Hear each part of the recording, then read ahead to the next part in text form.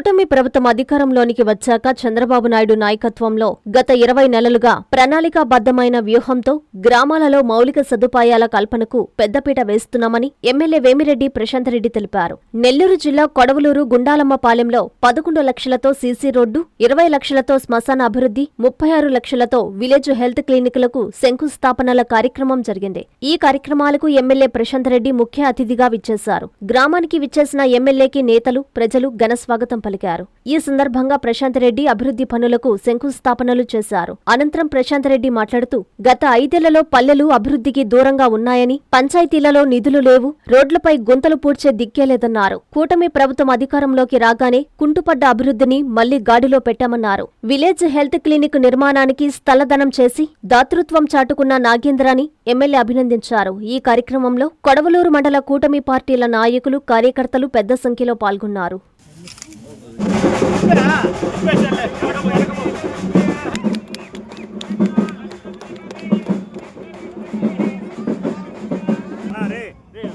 అజరత్తయ్య, ఉట్టండి కుమార్ గారు, పెళ్ళేటి సతీష్ కుమార్ రెడ్డి గారు, వెందుల రెడ్డి గారు, చక్కా మదన్ గారు,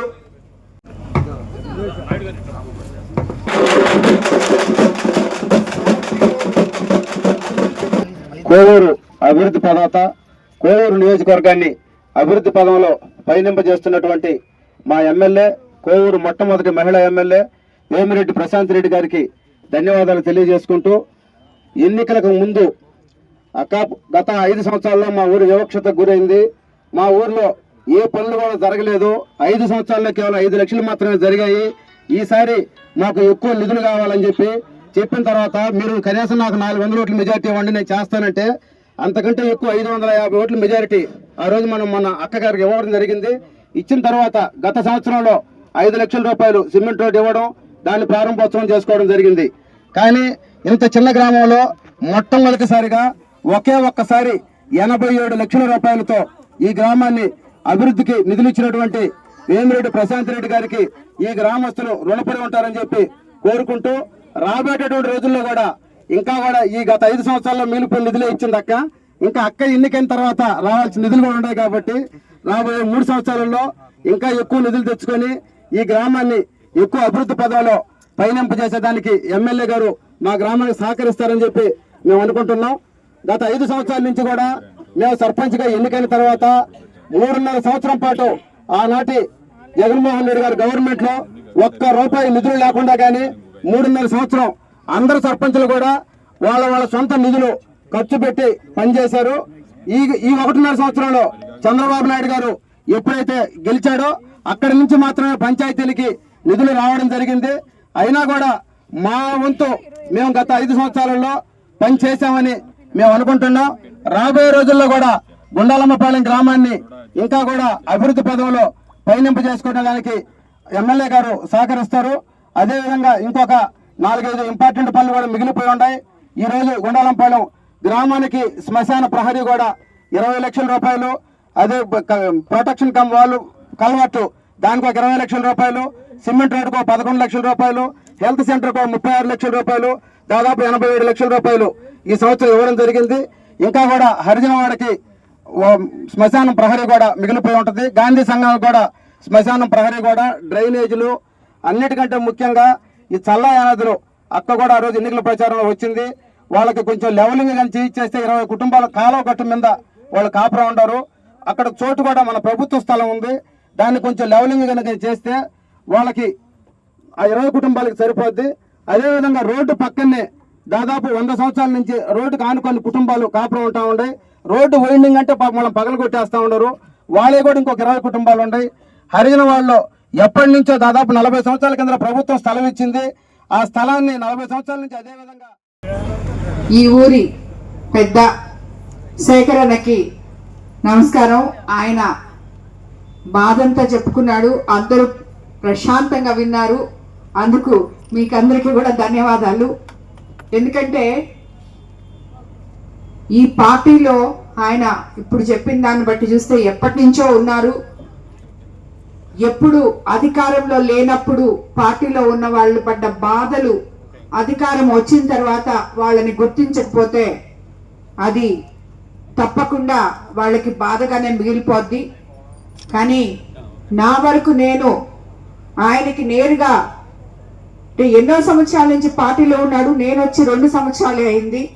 ఆయనంతకు ఆయనే సీఎం గారి దగ్గర వరకు వెళ్ళి మాట్లాడుకోగలిగిన కెపాసిటీ ఉన్నప్పటికీ శేఖర్ అన్నకి ఏదో ఒక మంచి పదవి రావాలని ఆశించి నేను కూడా సీఎం గారికి కూడా రిప్రజెంటేషన్ ఇవ్వడం కూడా జరిగింది. అది ఆయనకి తెలీదు, బట్ నేనైతే ఇచ్చున్నాను తప్పకుండా. అన్న, ఈ పార్టీలో కష్టపడే వాళ్ళకి ఎప్పుడు అన్యాయం జరగదు, తప్పకుండా నీకు న్యాయం జరగద్ది, నువ్వు బాధపడబాకు. ఒక ఊరి కోసం నువ్వు పాటు పడుతున్నావు అని చెప్పి ఈ ఊరి గ్రామ ప్రజలకు అందరికీ కూడా తెలుసు, వాళ్ళు నిన్ను గుర్తించారు.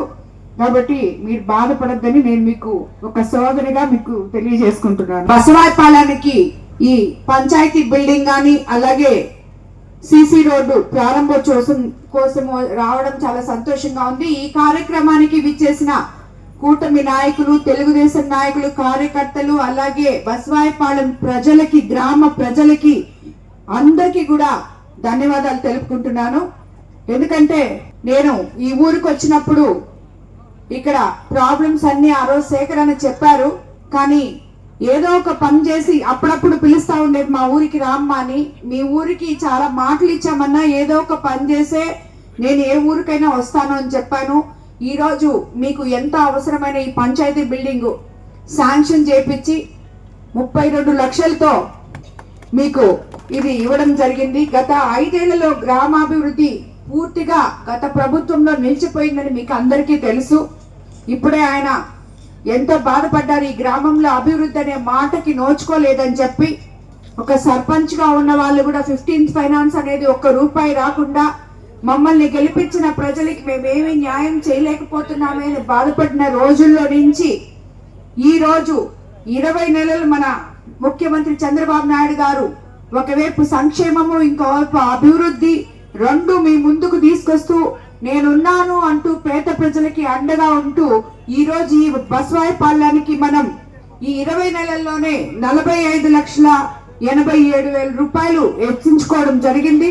రాబోయే రోజుల్లో ఇప్పుడు అన్న చాలా చెప్పారు, అవన్నీ కూడా తప్పకుండా మీకు చేస్తానని, ఈ ఊరికి నేను అండగా ఉంటానని చెప్పి కూడా మీకు అందరికి నేను మాటిస్తున్నాను.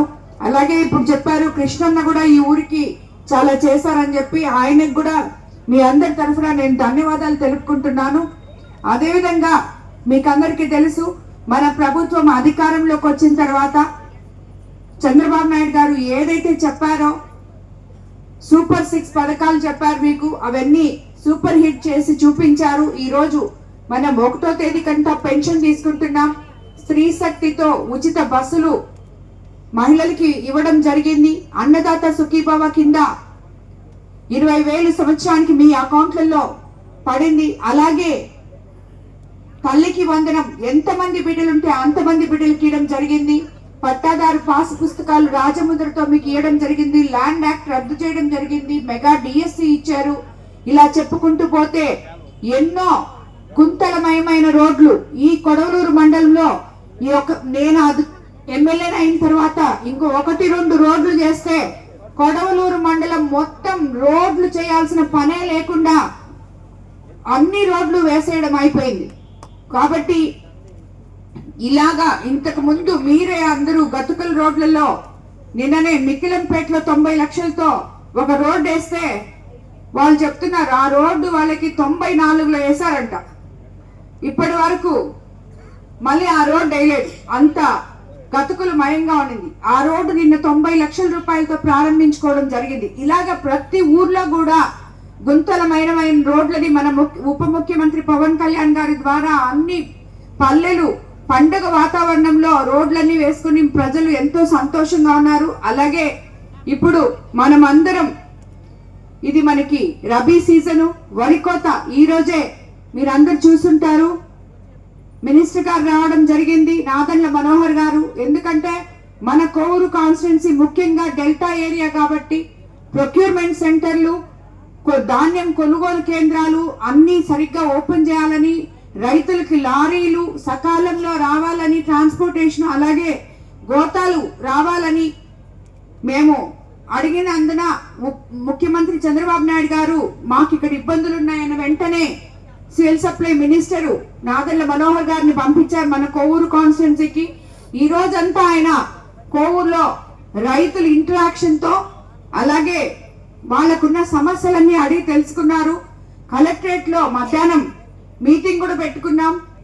ఇప్పుడు మీకందరికీ తెలుసు జిపిఎస్లు కూడా ట్రాక్టర్లకు తీసేశారు, రైస్ మిల్లర్లకి ఆర్డర్లు ఇచ్చారు, గోతాలు అన్ని అందుబాటులో వచ్చేటట్టు కూడా చేసి వెళ్ళారు ఆయన. కాబట్టి రైతులు ఎక్కడా ఇబ్బంది పడకుండా రబీ సీజన్ ని కూడా ఎక్స్టెన్షన్ చేశారు.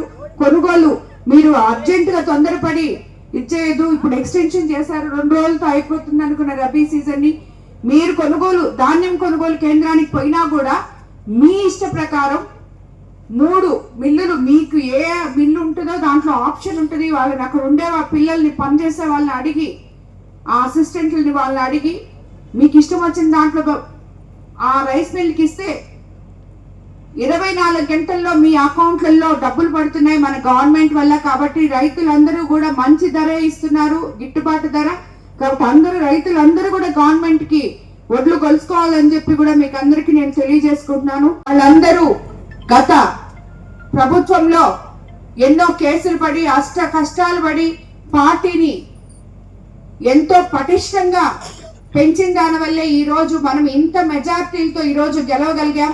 కాబట్టి ఏ కార్యకర్తకి ఏ నాయకుడికి ఈ పార్టీలో అన్యాయం జరగదు అని చెప్పి నేను కూడా 2 సంవత్సరాలే అయినా పార్టీలోకి వచ్చి, కానీ ఈ పార్టీ యొక్క పటిష్టత, ఈ క్రమశిక్షణ నేను చూసి నాకు అర్థమైంది 2 సంవత్సరాలకైనా ఇక్కడ ఎవరికి అన్యాయం జరగదని చెప్పి. ఇక్కడ కూడా గ్రామాల్లో చిన్న చిన్న కలతలు ఉండొచ్చు, కానీ అందరూ కలిసిమెలిసి చేసుకుంటే ఆ గ్రామం అభివృద్ధిలోకి వస్తుందని చెప్పి మీకు అందరికీ నేను తెలియజేసుకుంటున్నాను. అలాగే ఎవరు కూడా నాయకులు ఇందాక అన్న చెప్పినట్టు డిసిప్లిన్ గా ప్రోటోకాల్ ఒకరికొకరు ఏదైనా ఉంటే కూర్చొని మాట్లాడుకోవాలని, దాన్ని క్లియర్ చేసుకోవాలని చెప్పి ఎవరు మనసులో బాధ పెట్టుకొని కష్టపడొద్దని చెప్పి మీకు అందరికీ తెలియజేసుకుంటున్నాను. అలాగే నేను ఎప్పుడు కూడా ప్రతి నాయకుడికి అందుబాటులో ఉంటాను.